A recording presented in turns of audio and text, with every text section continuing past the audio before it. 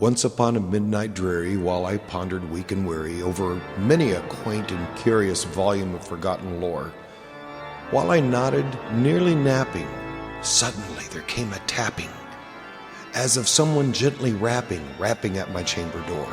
"'Tis some visitor," I muttered, tapping at my chamber door. "Only this and nothing more." Distinctly I remember it was in the bleak December, and each separate dying ember wrought its ghost upon the floor. Eagerly I wished the morrow, vainly I had sought to borrow from my book's secrets of sorrow for the lost Lenore, for the rare and radiant maiden whom the angels named Lenore, nameless here forevermore.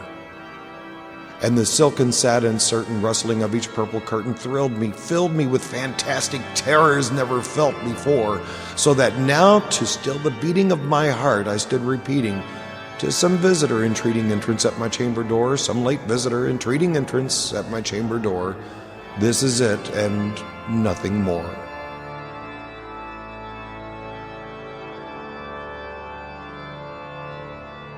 Presently my soul grew stronger, hesitating then no longer. "Sir," said I, "or madam, truly your forgiveness I implore, but the fact is I was napping, and so gently you came rapping, and so faintly you came tapping at my chamber door, that I scarce was sure I heard you.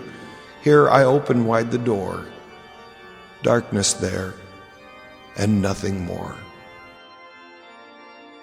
Deep into that darkness peering, long I stood there wondering, fearing, doubting, dreaming dreams no mortal had ever dared to dream before. But the silence was unbroken, and the darkness gave no token. And the only word there spoken was the whispered word "Lenore."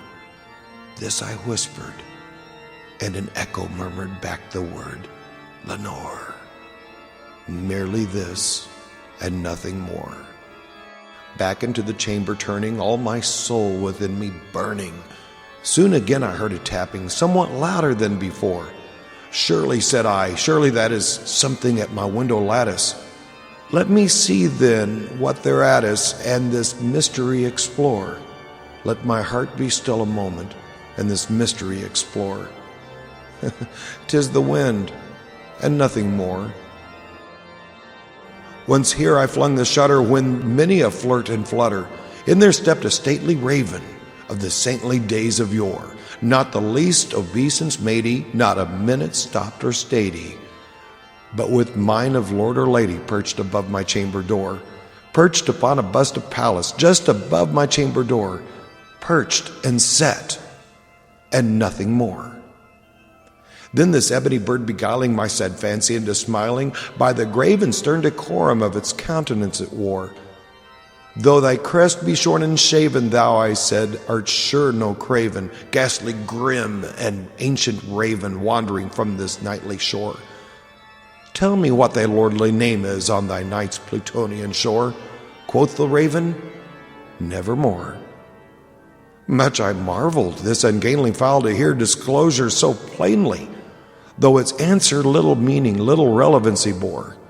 For we cannot help agreeing that no living human being ever yet was blessed with seeing bird above his chamber door, bird or beast above the sculptured bust above his chamber door, with such a name as Nevermore.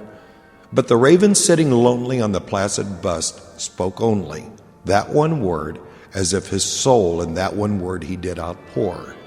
Nothing further than he uttered, not a feather than he fluttered, till I scarcely more than muttered, "Other friends have flown before, on the morrow he will leave me, as my hopes have flown before."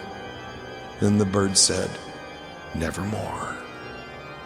Startled at the stillness broken by reply so aptly spoken, "Doubtless," said I, "what it utters is its only stock and store, caught from some unhappy master, whom unmerciful disaster followed fast and followed faster, till his songs one burden bore, till the dirges of his hope that melancholy burden bore, of never, nevermore." But the raven still beguiling all my sad soul into smiling, straight I wheeled a cushioned seat in front of bird and bust and door. Then upon the velvet sinking, I betook myself to linking fancy unto fancy, thinking what this ominous bird of yore, what this grim, ungainly, gaunt, and ominous bird of yore, meant in croaking, nevermore. This I said, engaged in guessing, but no syllable expressing to the fowl whose fiery eyes now burned into my bosom's core. This and more I set divining, with my head at ease reclining on the cushion's velvet lining with the lamplight gloated o'er, but whose velvet violet lining with the lamplight gloating o'er she shall press, nevermore. Then methought the air grew denser, perfumed from an unseen censer, swung by seraphim whose footfalls tinkled on the tufted floor. Wretch, I cried, thy God hath lent thee, by these angels she has sent thee, respite, respite, and nepenthe from thy memories of Lenore. Quaff, oh quaff this kind of nepenthe, and forget this lost Lenore. Quoth the raven, nevermore. Prophet, said I, thing of evil, prophet still, if bird or devil, whether tempter sent or tempter tossed thee here ashore. Desolate, yet all undaunted, on this desert land enchanted, on this home by horror haunted, tell me truly, I implore, is there balm in Gilead? Tell me, I implore. Quoth the raven, nevermore.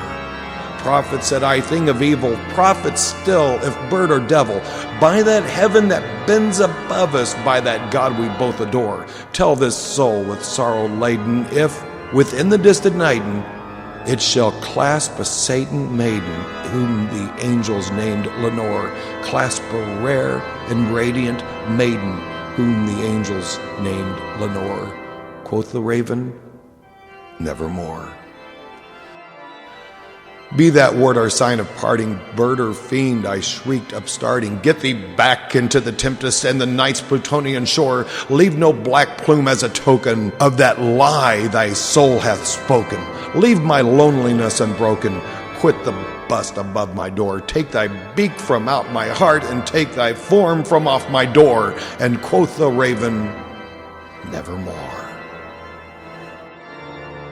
And the raven, never flitting, still is sitting on the pallid bust of Pallas, just above my chamber door. And his eyes have all the seeming of a demon's that is dreaming, and the lamplight o'er him streaming throws this shadow on the floor. And my soul from out that shadow that lies floating on the floor shall be lifted nevermore.